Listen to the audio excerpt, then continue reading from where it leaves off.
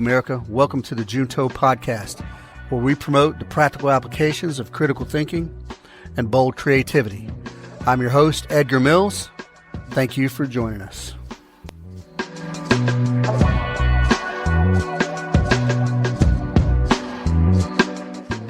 Hello, America. Welcome back to what I think is episode 69. Yep. So, in light of my last episode, a friend pointed out that, hey, maybe you are to think about bringing up some conservative Republican contradictions. And, hey, that was already on deck, right? That was already on deck.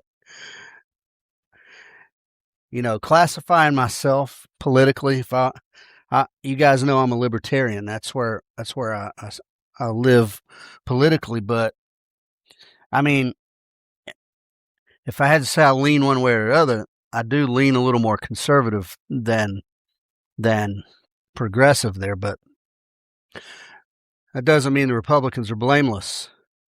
We're talking about contradictions and hypocrisy. We're not talking about who's right, wrong, or otherwise necessarily. We're just talking about contradictions.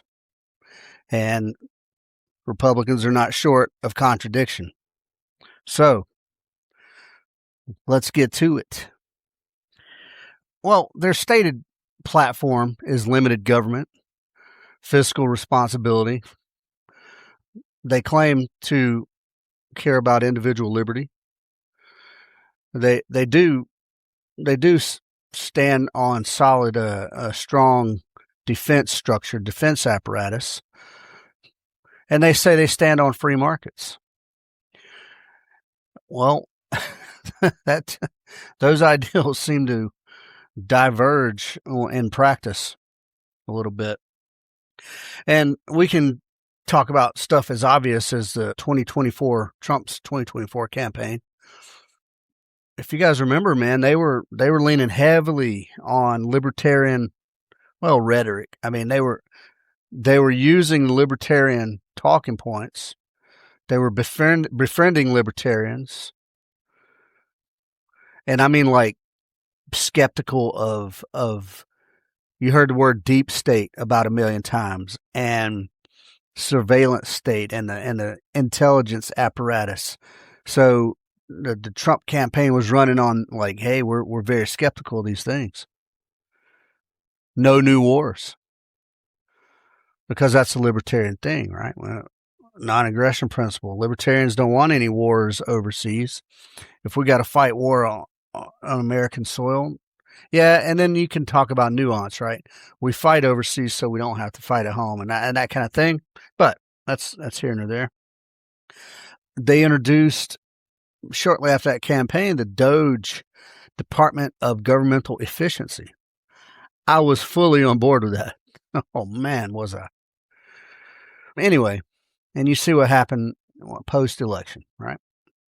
So we're not going to belabor that. We'll get into the details, but we all know that election campaign rhetoric is everybody accepts it. Everybody knows and accepts that what is said in a campaign is not what's going to happen in real life. And it's too bad that we've accepted it. Yeah, really, it's too bad. Anyway. So, number one and most important to me, all right? I've mentioned these guys on here a few times. Banish Big Brother is a podcast, and it's a libertarian, for sure, libertarian podcast, but Zach and Elizabeth, who operate that podcast, are very knowledgeable, and they do the research, and they're very passionate about mass surveillance, state surveillance on the people. So the conservatives, the Republicans who were criticizing the deep state and the deep state abuses and abuse of the Fourth Amendment, which all the surveillance is exactly an abuse of the Fourth Amendment, for sure. And they talked all about the skepticism of these things. Well, let's look back in time just a little bit. September 11, 2001, was a tragic, tragic event in U.S. history. The Twin Towers were destroyed. 3,000 plus human beings were killed. What immediately followed that? Yeah, the Patriot Act. And that opened the floodgate for surveillance authorities and the FISA process and all that stuff. Wide open, unchecked.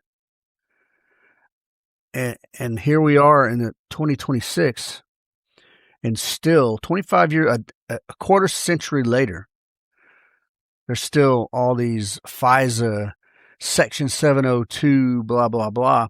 And they keep reauthorizing it.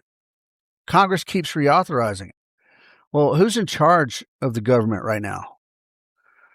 The Republicans are in charge of the government right now.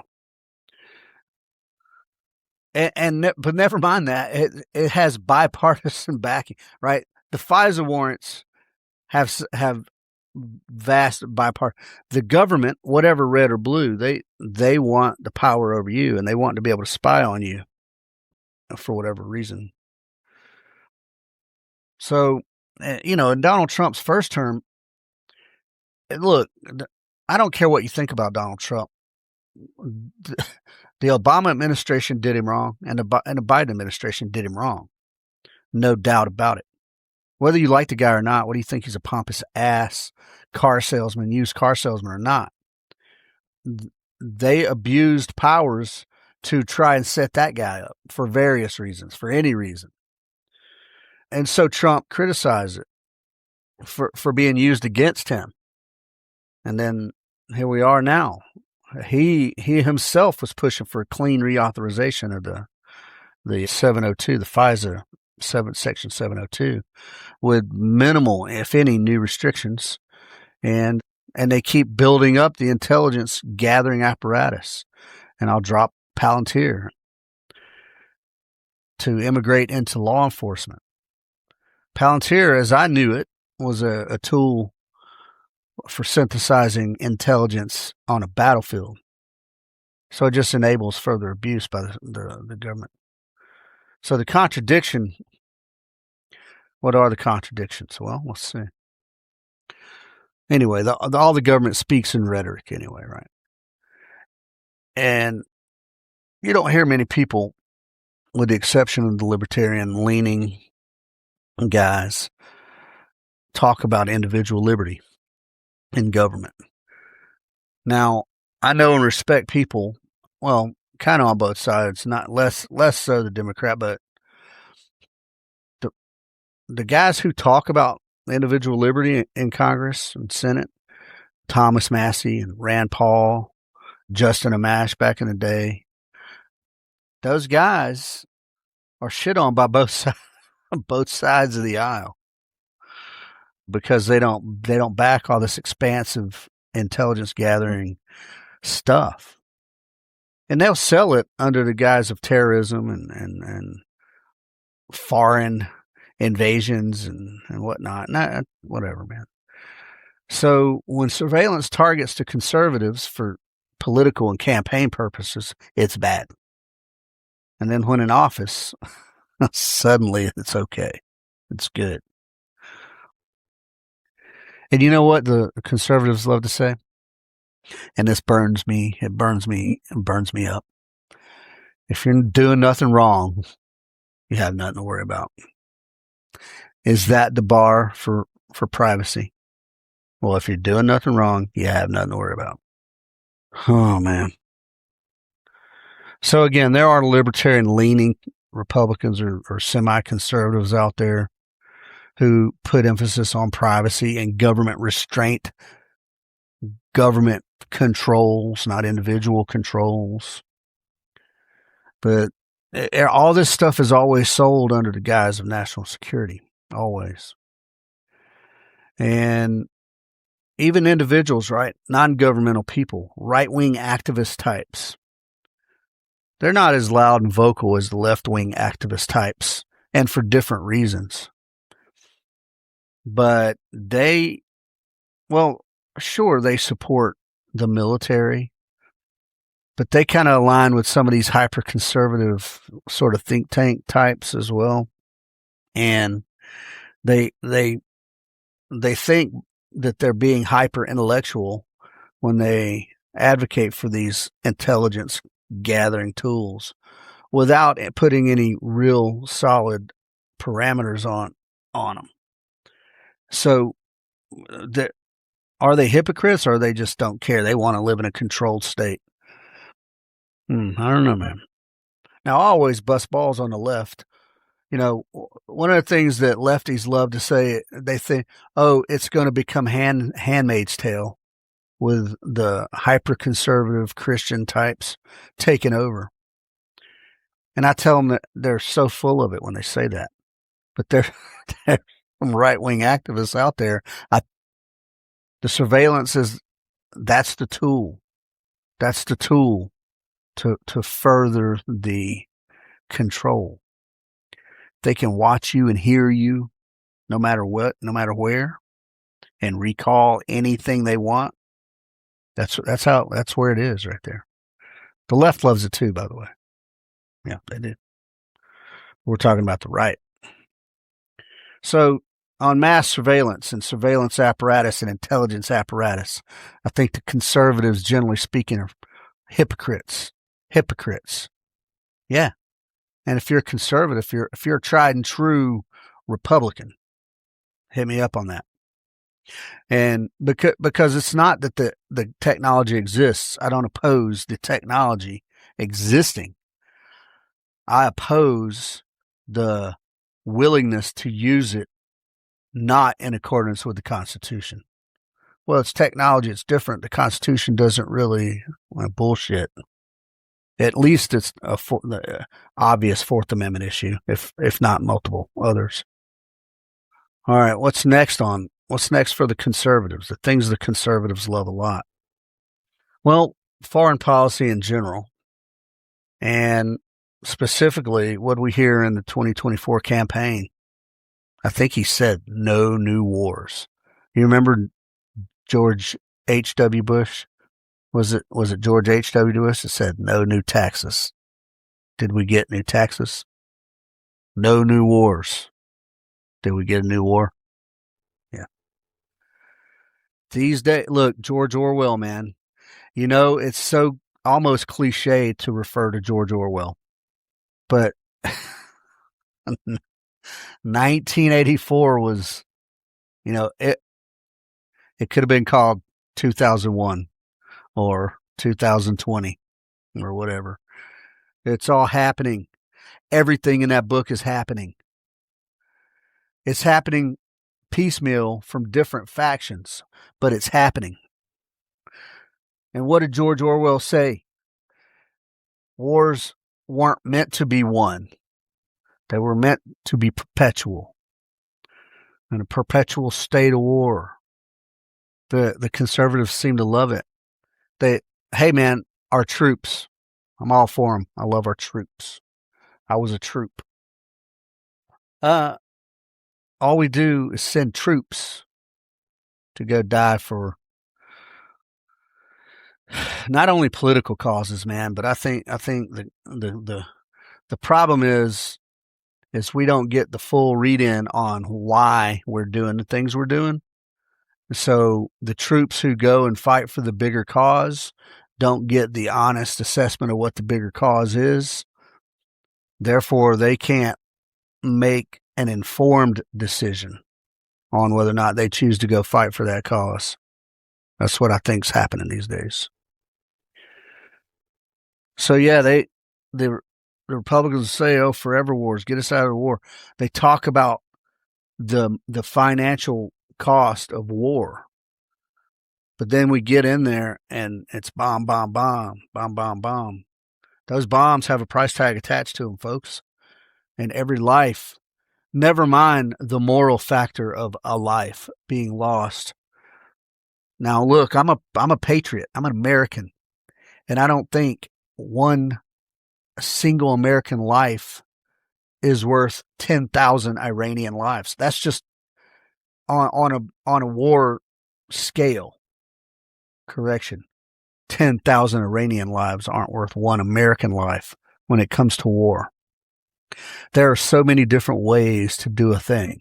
There are so many different ways to accomplish a thing. And the shock and awe and the big giant bombs and everything. And then you hear conservatives, what will they say? Well, just blow the country off the map. Yeah, that might do it. That might do it. But it also might just create 8 million more problems, bigger problems. Now you can say, well, that's exerting our American strength and showing our dominance in the world. We are dominant in the world. That's true. And if we erase the moral factors of decimating an entire population and turning Iran into a glass factory,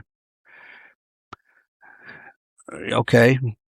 But then, I mean, at that point, the rhetoric from the left about mass murder and genocide kind of becomes true. It's instant genocide. You drop a giant nuke right in the middle of Iran. Anyway, my point is this. There's a lot of ways to do a thing. There's surgical ways to do things. The U.S. military and intelligence apparatus has some of the most highly trained dudes on the planet. And believe it or not, there's some highly strategic thinkers and smart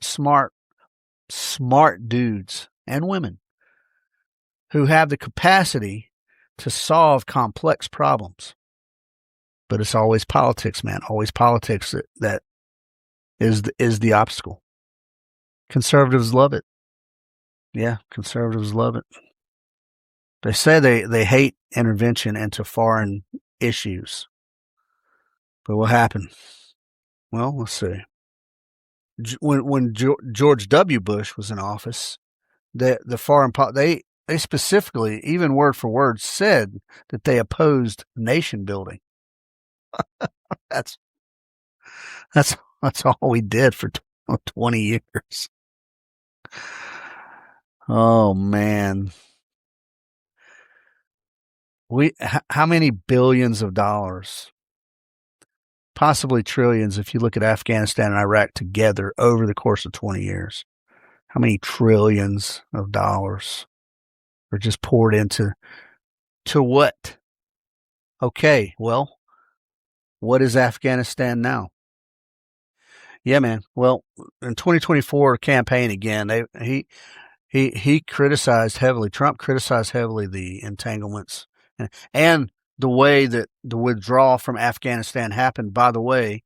Which by the way should be a criminal. It should be tried, and everybody involved in it should be tried as criminals. The way that happened was all wrong. And I'm not a strategic thinker, and I'm telling you that was all wrong. And if you don't believe it, and I've always said, hey man, if it was me, I'll just take my ball and go home. Not friggin' literally, right? You got to phase that stuff out. The vacuum. Well, anyway, what's happened is the vacuum that happened, and it's worth criticizing. So when you're on the campaign trail and you're criticizing it and it's good and right, but then what happens? You get off the campaign trail, you get elected, and then you start considering the needs of other countries alongside or above your own, and start going into operations against other various countries for various reasons to support various people. And then you start talking about peace through strength, and that's sort of right, but easily abused. And then it costs. Every military action costs. Cost. And who pays it? Well, the government, for some reason, thinks that we owe them money. And I'll go back to the old school taxation is theft. We pay for everything the government does. The government provides. We pay for the military. We pay for every single bomb, every JDAM, every Hellfire, every 7.62 by 5.1 round. we pay for. So promises, the libertarian-esque promises to restrain our spending and our foreign policy and focus domestically, right? We got homeless veterans and this and that. And meanwhile, we're sending billions of dollars to every country on the planet, just about, to include countries that hate us, literally. That's what's going on. And conservatives will criticize the foreign aid, but then they will praise the influence. Well, you don't get influence just through firepower. You don't get influence just through firepower. You got to buy the influence. It's a very mafioso sort of cycle there. And then the money and then the influence that we are attempting to buy, we ain't getting very much influence with it. And clearly, just like on the left, where there's multiple factions that have different thoughts about different things, so on the right, the neocons out there, they love foreign intervention. They love to get in the mix. The CIA loves getting up in other countries' business and trying to export democracy or controllable political figures, really, is what I think.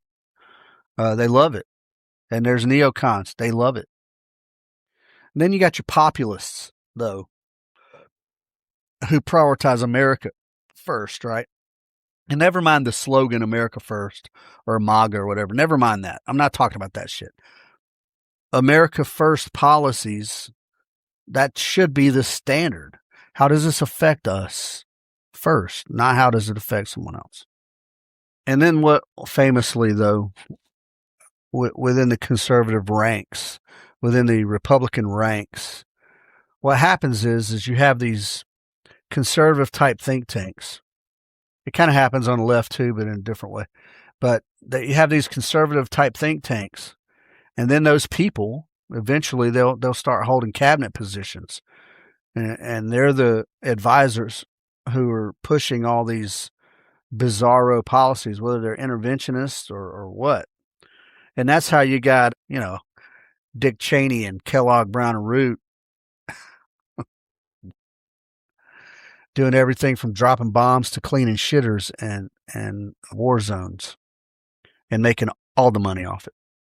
So private activists, they can wiggle their way to have influence, and they do often.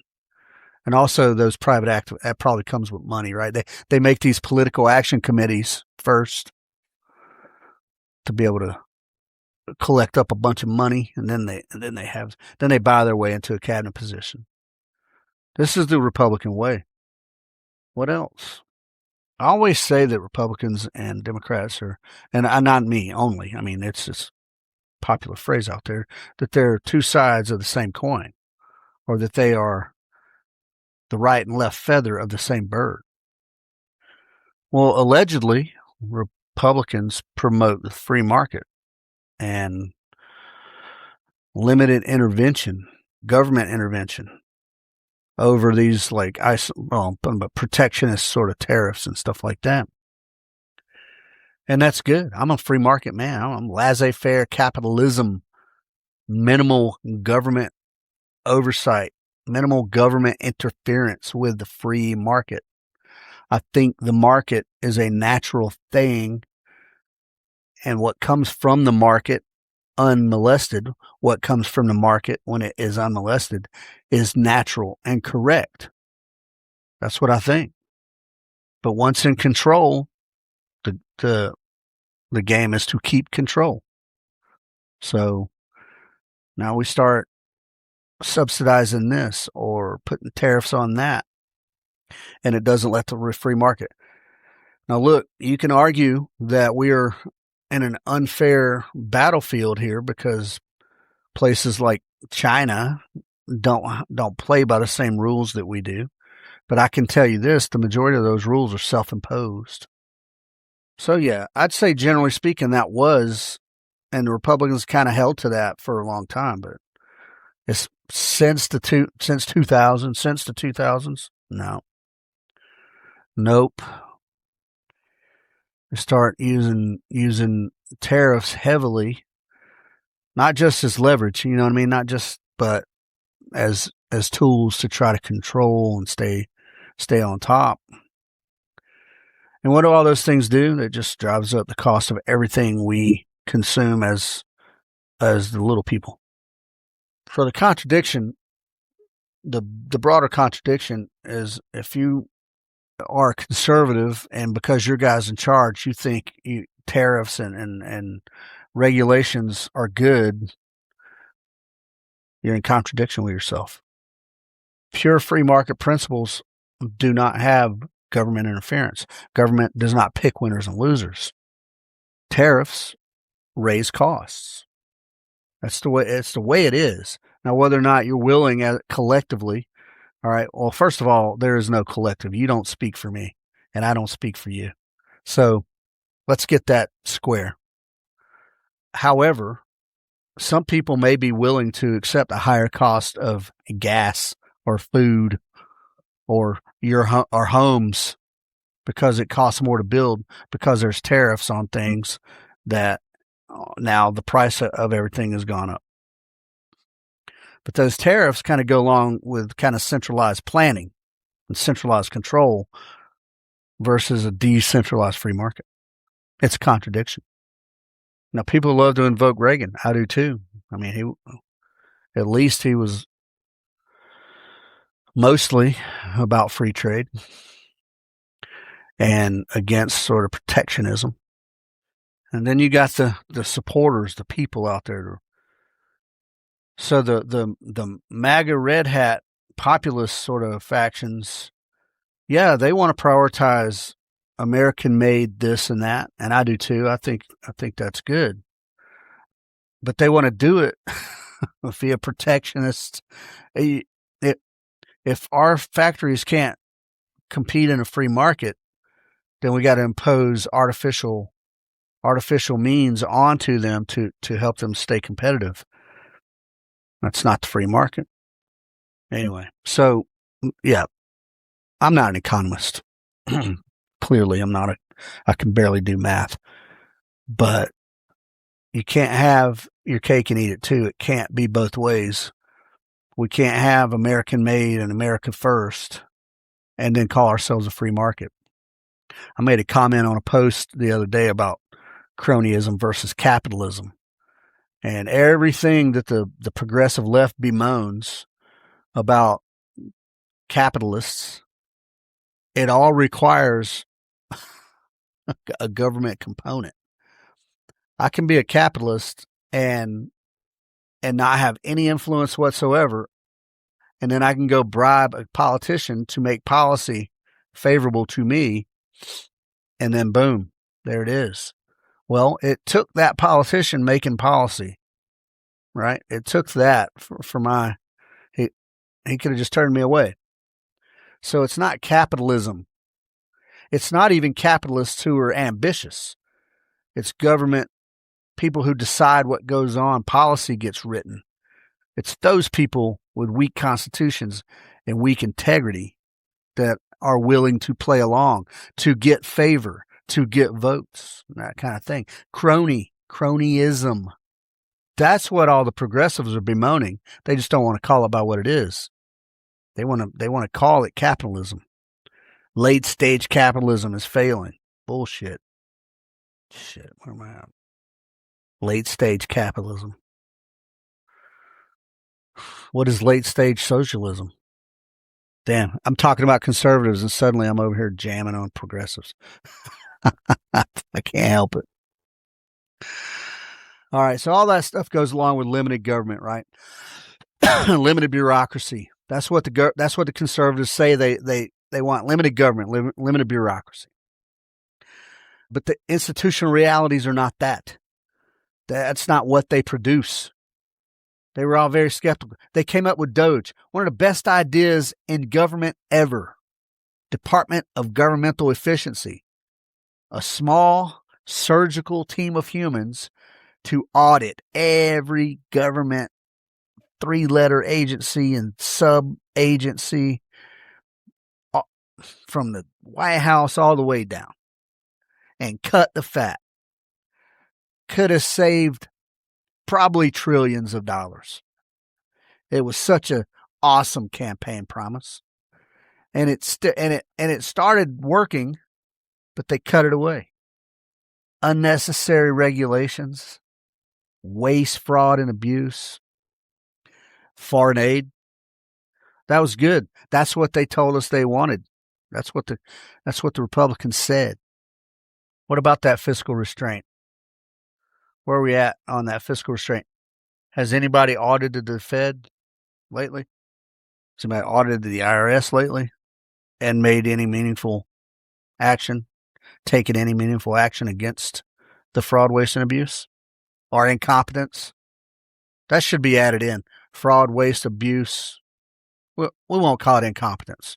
Fraud, waste, abuse, and negligence. That's what it should be. The office, you don't want to Doge because it's got a connection with Elon Musk. The Office of Fraud, Waste, Abuse, and Negligence. That's what we need. But they went the opposite. Start spending more money. They didn't reduce any of these what's called entitlements. They haven't reduced any long-term sort of bureaucracy. They just back to business as usual. That's what they do. So what does that mean? Is the machine stronger than the people running it? You just got to hop in right along, do your insider trading so you can get your net worth up, 50, 100 million, and then ride it until the ride's over. Then you go off and write a book and do speaking tours at liberal colleges. And the money, so data collection. Well, the data centers are the hot topic, right? But those data centers go along to support the data collection. So for all the people who hate on data centers, there's a deeper reason. It's not just that it runs our power bill up and our water bill, like probably that for sure.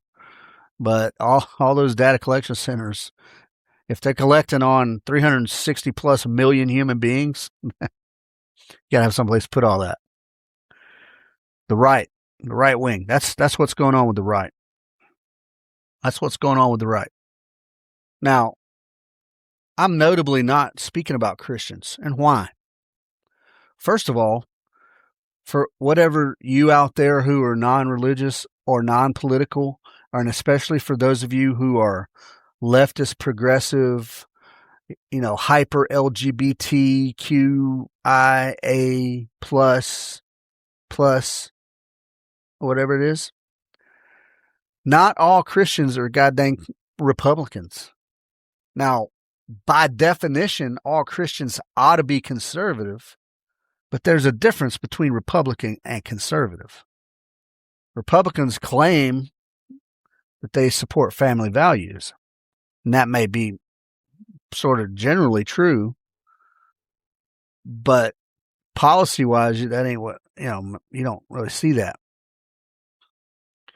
So not all Christians are Republicans. There are, and it blows my mind. In fact, my Aunt Arlene is a Democrat, and I love her dearly, and she's one of the smartest women I know, and talented and caring. But she's a Democrat. Yeah, okay, well. So, and she's a Christian and has been all her life, as far as I know, all my life. So you can't conflate the two. Don't conflate the two. If you are, you're not being a critical thinker. So Handmaid's Tale. That ain't going to happen. You know where that's going to happen, Handmaid's Tale? That's going to happen from the left, but it's going to be polar opposite from your little concubine, handmaid wife, baby factory. It's going to be the opposite of that. I don't even want to go into that. So all this anti-overreach, minimal government, efficiency in government, all that messaging sort of brought conservatives together behind that message. it did effectively. I mean, Trump won probably despite ongoing campaign fraud, or not campaign fraud, election fraud. But governing, actually physically governing, doing the job, there's a certain functionality required for these institutions. That security has got to. That's always a thing. No matter what brand, no matter what your security is a thing. It's necessary. Border enforcement is a thing. It's necessary. Whether you think it's necessary or not, it's necessary. We need to know who's coming and going in this country. How you do it's one. That's another episode. Whatever services the government claims to provide, the government doesn't provide a service. It facilitates a service that you pay for. But for that to happen functionally, conservatives have got to, they've got to compromise whatever their rhetoric was. They got to compromise it. And not only do they compromise it, oh boy, do they expand it. Because when you're in charge, man, you want to expand. Build an apparatus that supports your staying in power. And your hard right activists, the activists out, not the politicians, the hard right activists out there, arguably most of those are like government agencies anyway. Most of them are, I suspect. They use those to interject, just like the progressives have paid agitators, which are probably government agencies also. The hard right has paid agitators, but they're on the government employment list there. And they push the anti-establishment rhetoric and all that stuff to challenge like incumbents that they're trying to get out or whatever.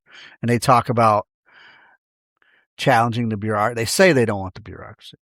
And then once they're in power, man, once their guys in power, mum's the word. There's a practical need to keep the beast alive. The beast, the government beast, aka the self-licking ice cream. It exists to exist. It doesn't do anything very positive when it comes to individual liberty. So these little contradictions, mainly I was on the government mostly there, and all variants of these down to private, personal levels. These are long-standing, and they flow and they ebb and they change a little. And I'm only really talking since 2000, but even prior to that, I think politics has always been greasy, but I think since 2000 or so, for the past 20, 25, 30 years or so, it's changing for the worse, is what I think the government is. It's growing for sure. If we do an analysis of the size of the government now versus 1996, it's probably pretty significant. If we look at numbers of budgets and whatnot from 1996 to now, it's probably pretty significant. So they're not new. They're just getting exacerbated. Like all things, they're getting exacerbated. Even due to social media, even in politics.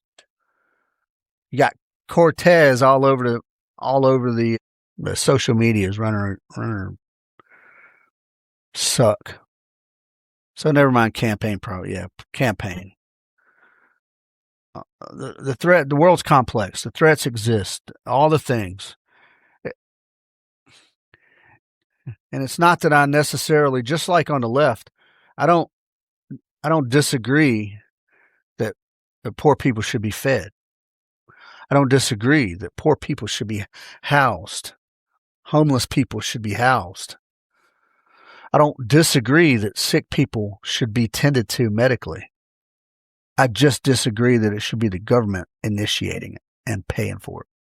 And that's the same with all these right-wing governmental surveillance programs. Now, a lot of the overreach is within the intelligence and military apparatus. And no, of course, we don't have, excuse me, we don't have a private version of that. even though every state should have a private militia, I believe. There's not a private version of that. So it's easy to use that for the overreach. So it's easy to say things. It's easy to speak in ideals. And then it turns out it's not so easy to back that up. Well, and it's easy enough to back it up if you have the integrity to back it up. I say that the majority of politicians lack that integrity. The realities of governing, yeah, for sure, are probably, I don't want to say overwhelming, but they're probably, the realities of governing is probably pretty tough. And I'm not giving any free pass on anybody. They go into politics. What do you expect? Don't expect hard things not to be hard. So mainly we're talking about the right and their sort of neocon, warhawk interventionists versus kind of nationalism, America first, protectionism versus free trade. So even then, it's all contradictory. It's all contradictory. Both parties have these contradictions, politically speaking. Like I said, you could probably just, you don't even have to designate red or blue. You just talk political parties, and you could say all these things, and it would be accurate, especially when it comes to campaign promises versus reality. So that's where I was at. That's where I was at on this, the conservative contradictions. I didn't want to go into life, right? We can talk about abortion and stuff like that on another episode. Because that's a Republican platform, right? Anti-abortion, but there's a lot of nuance there that doesn't bear this. And so as I'm going on here, I got a whole series of contradictions that I'm gonna post periodically. Now I'm trying not to go dark. I'm trying not to go too dark all the time, even though it seems to go that way sometimes. However, if you got a topic, right? If you got beef, or if you think incorrect or partially correct, or I got something completely wrong or backwards, do hit me up. Edgar Mills at thejuntopodcast.com. I'm happy to analyze myself. Yeah, I'm happy to take in new information, analyze it, and determine whether or not I need to change my mind or not. Or make a retraction. Even though I'm not an official news outlet, I don't think that's necessary. And this is just my opinions, folks. Just my opinions. So anyway, thank you all for listening to this. I hope it satisfied some of you who get mad at me for going hard right, libertarianish. I'm definitely not hard right, I guess. I don't know. All right, folks. OspreyShootingSolutions.com. Man, we got a lot of stuff between now and the end of October. Please check it out. Coming first, we have a pistol workshop. I want to say August 8th. Coming next, we have a wild card day, and that is August 22nd. September 12th, we have another armed self-defense, force-on-force, scenario-based training course. And that's always a very good one. That's a good one. And then October's full of competitions, and there's a dynamic everyday carry course. All right, so give it a listen. And please give to the Help a Homie Fund. Thank you very much. Love you guys.